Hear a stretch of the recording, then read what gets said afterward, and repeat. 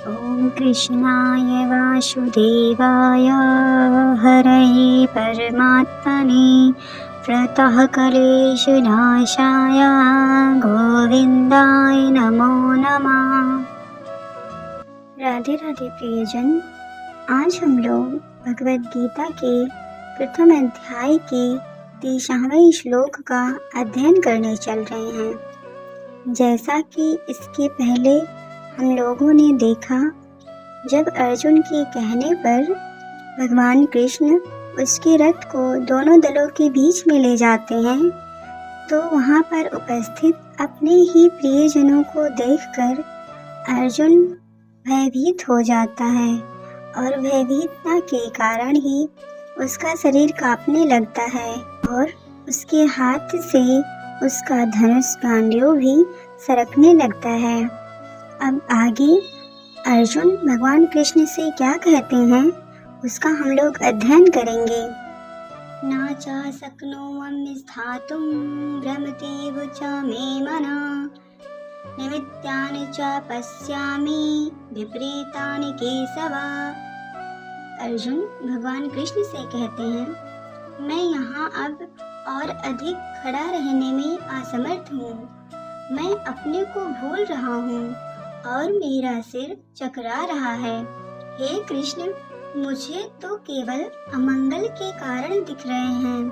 तात्पर्य, अपने अधैर्य के कारण अर्जुन युद्ध भूमि में खड़ा रहने में असमर्थ था और अपने मन की इस दुर्बलता के कारण उससे आत्मविस्मृति हो रही थी। भौतिक वस्तुओं के प्रति अत्यधिक आसक्ति के कारण मनुष्य ऐसी मोहमयी स्थिति में पड़ जाता है। भयम द्वितीयाभिनिवेशतास्याम्, ऐसा भय तथा मानसिक असंतुलन उन व्यक्तियों में उत्पन्न होता है जो भौतिक परिस्थितियों से ग्रस्त होते हैं।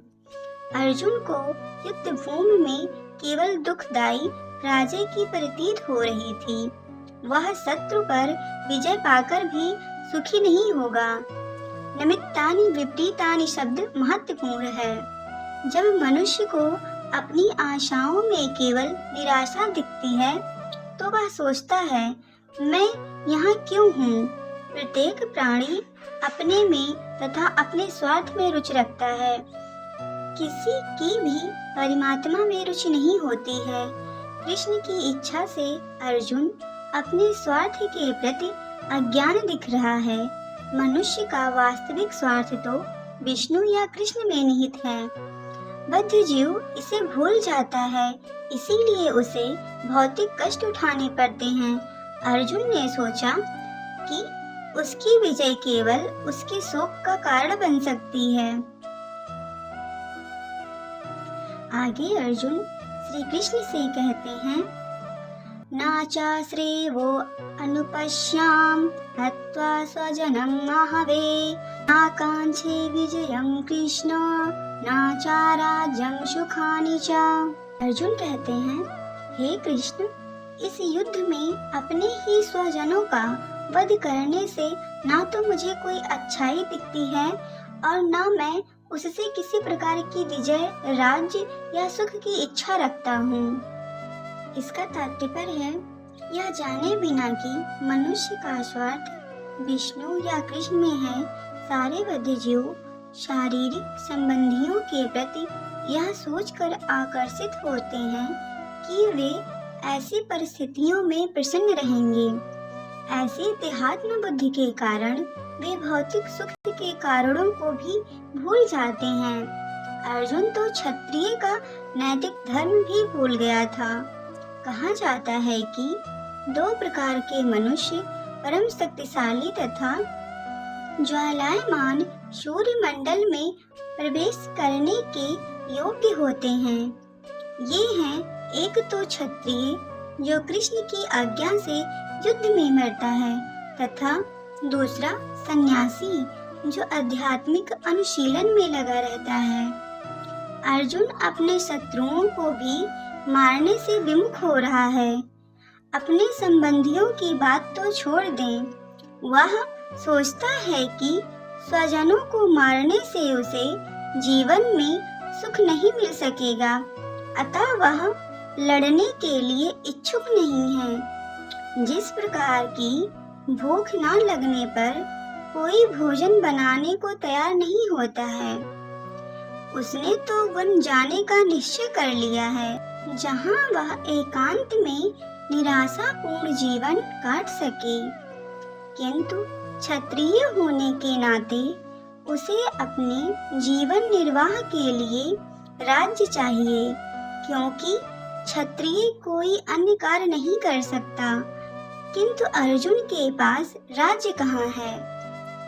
उसके लिए तो राज्य प्राप्त करने का एकमात्र अवसर है कि वह अपने बंधुओं से लड़कर अपने पिता के राज्य का उत्तराधिकार प्राप्त करे, जिसे वह करना नहीं चाह रहा है। इसीलिए वह अपने को जंगल में एकांतवास करके निराशा का एकांत जीवन बिताने के योग्य समझता है।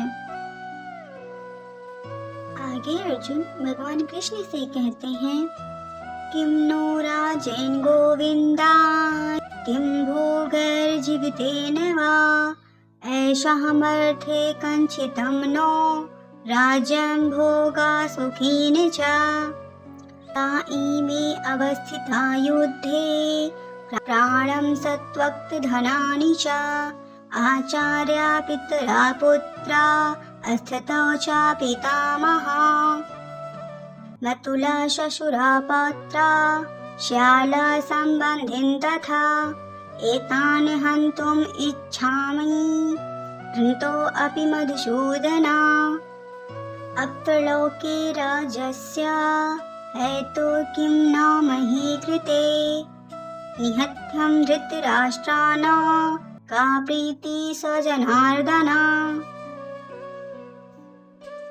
अर्थात अर्जुन भगवान कृष्ण से कहते हैं, हे गोविंद, हमें राज्य सुख अथवा इस जीवन से क्या लाभ, क्योंकि जिन सारे लोगों के लिए हम उन्हें चाहते हैं वे ही इस युद्ध भूमि में खड़े हैं।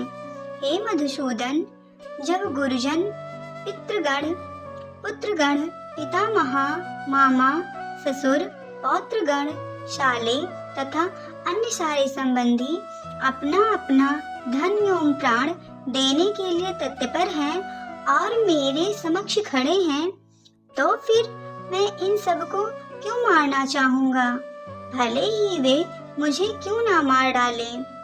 हे जीवों के पालक, मैं इन सबों से लड़ने को तैयार नहीं, भले ही बदले में मुझे तीनों लोग क्यों ना मिलते हों। इस पृथ्वी की तो बात ही छोड़ दें, भला धृतराष्ट्र के पुत्रों को मारकर हमें कौन सी प्रसन्नता मिलेगी। इसका तात्पर्य है, अर्जुन ने भगवान कृष्ण को गोविंद कहकर संबोधित किया है, क्योंकि वे गौओं तथा इंद्रियों की समस्त प्रसन्नता के विषय हैं। इस विशिष्ट शब्द का प्रयोग करके अर्जुन संकेत करते हैं कि कृष्ण यह समझें कि अर्जुन की इंद्रियां कैसे तृप्त होंगी, किंतु गोविंद हमारी इंद्रियों को तुष्ट करने के लिए नहीं है। हाँ, यदि हम गोविंद की इंद्रियों को तुष्ट करने का प्रयास करते हैं तो हमारी इंद्रियां स्वतः तुष्ट हो जाती हैं। भौतिक दृष्टि से प्रत्येक व्यक्ति अपनी इंद्रियों को तुष्ट करना चाहता है और चाहता है कि ईश्वर उसके आज्ञापालक की तरह काम करें, किंतु ईश्वर उनकी तृप्ति वहीं तक करते हैं जितने के वे पात्र होते हैं, उस हद तक नहीं जितना वे चाहते हैं। किंतु जब कोई इसके विपरीत मार्ग ग्रहण करता है, अर्थात जब वह अपनी इंद्रियों की तृप्ति की चिंता न करके गोविंद की इंद्रियों की तुष्ट करने का प्रयास करता है, तो गोविंद की कृपा से जीव की सारी इच्छाएं पूर्ण हो जाती हैं। यहाँ पर जाति तथा कुटुंबियों के प्रति अर्जुन का प्रगाढ़ स्नेह आंशिक रूप से इन सब के प्रति उसकी स्वाभाविक करुणा के कारण है। अतः वह युद्ध करने के लिए तैयार नहीं है। हर व्यक्ति अपने वैभव का प्रदर्शन अपने मित्रों तथा परिजनों के समक्ष करना चाहता है, किंतु अर्जुन को भय है कि उसके सारे मित्र तथा परिजन युद्ध भूमि में मारे जाएंगे और वह विजय के पश्चात उनके साथ अपने वैभव का उपयोग नहीं कर सकेगा। भौतिक जीवन का यह सामान्य लेखा जोखा है, किंतु आध्यात्मिक जीवन इससे सर्वथा भिन्न होता है। चूंकि भक्त भगवान की इच्छाओं की पूर्ति करना चाहता है, अतः भगवत इच्छा होने पर वह भगवान की सेवा के लिए सारे ऐश्वर्य स्वीकार कर सकता है।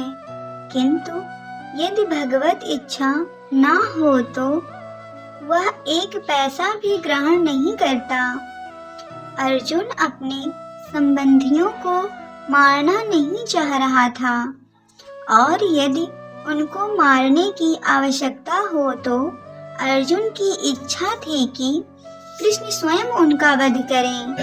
इस समय उसे यह पता नहीं है कि कृष्ण उन सबों को युद्ध भूमि में आने के पूर्व ही मार चुके हैं और अब उसे निमित्त मात्र बनना है। इसका उद्घाटन अगले अध्याय में होगा। भगवान का असली भक्त होने के कारण अर्जुन अपने अत्याचारी बंधुओं से प्रतिशोध नहीं लेना चाह रहा था, किंतु यह तो भगवान की योजना थी कि सबका वध हो।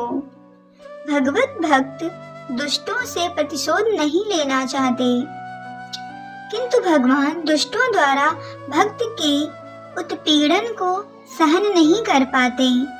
भगवान किसी व्यक्ति को अपनी इच्छा से क्षमा कर सकते हैं, किंतु यदि कोई उनके भक्तों को हानि पहुंचाता है तो वे उसे क्षमा नहीं करते। इसीलिए भगवान इन दुराचारियों का वध करने के लिए उद्यत थे, यद्यपि अर्जुन उन्हें क्षमा करना चाहता था। अब हम इसके तात्पर्य को अपने जीवन में भी देखेंगे। इस श्लोक से हमें यही सीख मिलती है, अगर कोई हमारे साथ बुरा कर भी रहा है तो भी हमें उसके बारे में बुरा नहीं सोचना चाहिए।